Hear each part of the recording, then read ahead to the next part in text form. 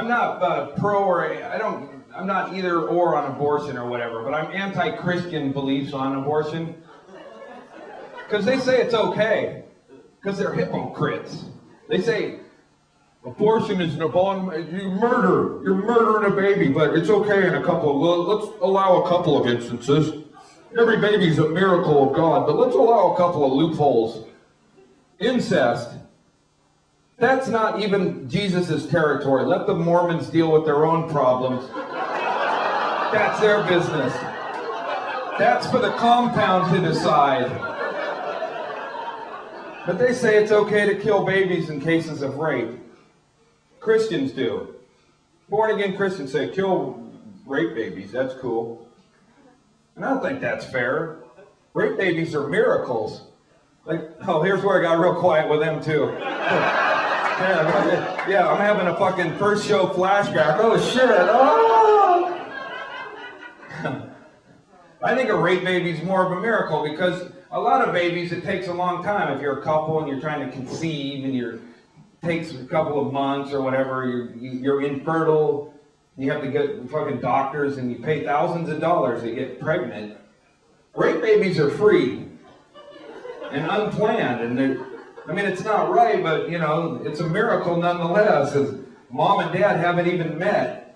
Mom's just out for a jog with her iPod playing some fucking Mariah Carey fucking upbeat song, and she's like, man, I'm looking good, and her titties are bouncing around, and dad's all hunched over in the bush, and he's been planning it a while. And then bam, he didn't know she was ovulating or nothing, he just piled on, and then yeah, rape's a lot more accepted in Africa. Maybe I should move over there. But out comes a miracle baby, and that's like the three-pointer to win the game from half court. You lob it up, and you can see where there would have been a little backlash. They didn't. They say it takes a village to raise a child, but not in Africa. It takes a village to raise a child in a Toyota truck full of ganja weed to rape its mom and stomp the baby's skull lifeless in a ditch. I'm not saying I condone it. I'm saying write a fucking letter to your congressman. It's horrible. All right. I'm going to go into some lighthearted stuff before this crowd turns Christian. We're fucking accepting Christ right now so we can fully hate you. But I didn't have an ideal childhood. I got molested by a handicapped guy.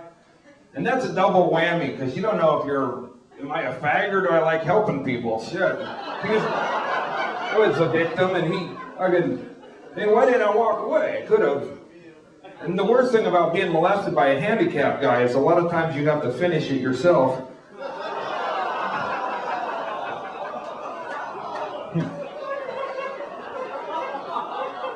Just for the record, I'm drinking water this show. Don't blame it on alcohol. Blame it on the guy who molested me. My dad was in a wheelchair too. He was cursed or whatever.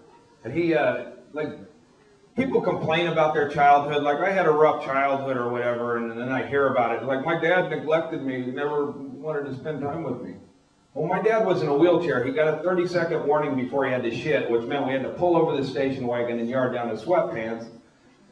I win.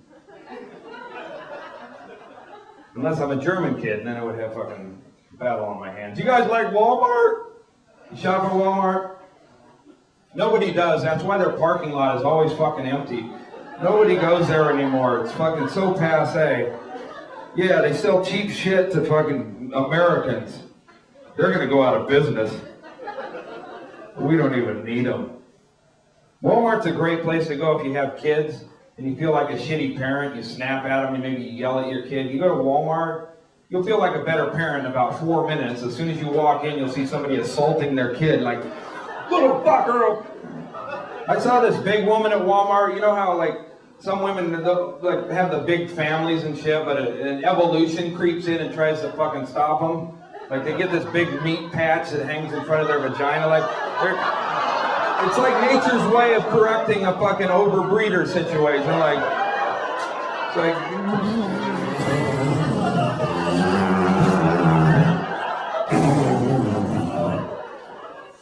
they got all these kids. Like, I saw this lady, she's like at Walmart, she called her kids rotten little fuckers, and then she's walking, you can hear it sloshing. Like it sounded like like one of those fucking ocean CDs. But I see it flapping back and forth, and I'm like, if that thing hits the floor, we're all gonna slip. Clean up Walmart aisle 7 through 700. Bring the industrial gravy mop. And how do they fuck even? How do you get past that? Because I've had normal sized girls I couldn't make love to because I couldn't spit on my fingers because my mouth was dry. But I never had to deal with no fucking beanbag chair of flesh hanging in front of the prize. I don't know how you can do that because I'm not that sensitive. I'd have to say, sorry baby, I got a bad back. I can't do this shit. I can't lift and fucking pump at the same time. And that's where evolution fights back. Like, she's evolved, but her guy has to evolve. Sure, he's a tweaker, but he has to come up with a game plan because he still likes to fucking make babies. So he has to call a friend to help. That's what I figured out. Like, the only way is you can't move a piano by yourself either. So you got to call that buddy that'll do shit for meth or beer or whatever. Call him, hey, come over, I got a project I've been working on in the garage. What are we working on? Oh, just come over, I got some shit, you party and whatever. You want me to bring any tools? Yeah, bring your sheetrock and tools. Bring your small ladder and some duct tape. What are we doing? Well, you know how Betty got that sloppy gravy bag in front of her pusa? What do you want me to do?